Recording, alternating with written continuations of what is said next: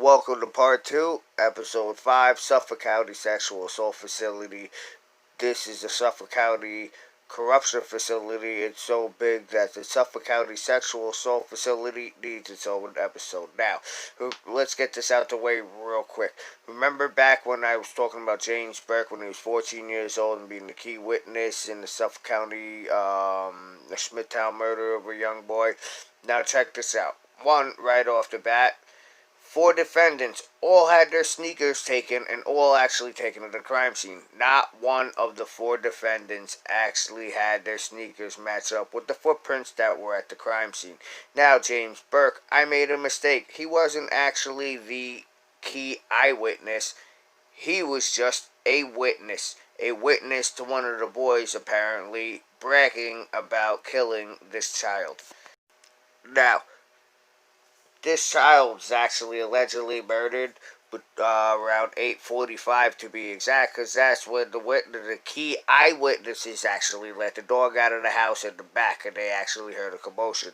Now, there's a babysitter that actually testified and said on that night between 8:30 and 8:35, she remembers all 4 of those kids actually walking in the house. None of them had dirt on them. None of them had nothing. Now, during the same previous podcast, I actually made reference to. Let's get back to one of the previous videos when I indicated that 4 of the witnesses actually took the stand and said 3 of the witnesses actually had the same story, while 1 of the witnesses had a complete different story. 3 of the witnesses that had the complete same story, 1 of them was actually James Burke. So we know where he lies. He does not count. Let's be honest.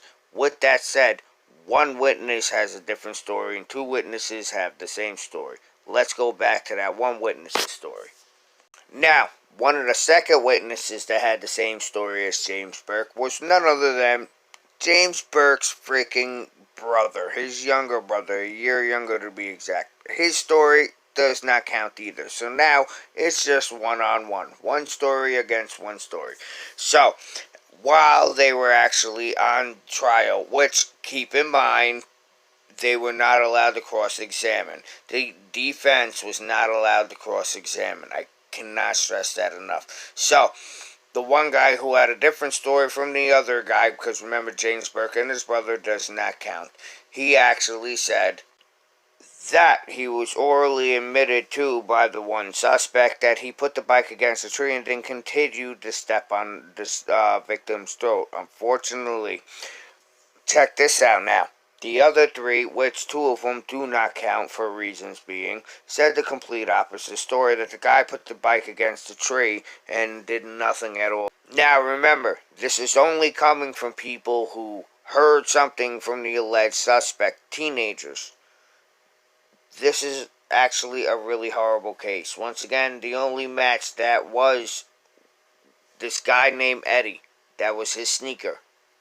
Nobody of the 4 human beings, the 4 teenagers, that actually got arrested and charged with murder of this unfortunate teenage kid, none of their actual sneakers actually matched the crime scene. Now, let me get back to the situation at hand, because this does have to do with the Suffolk County Sexual Abuse Facility.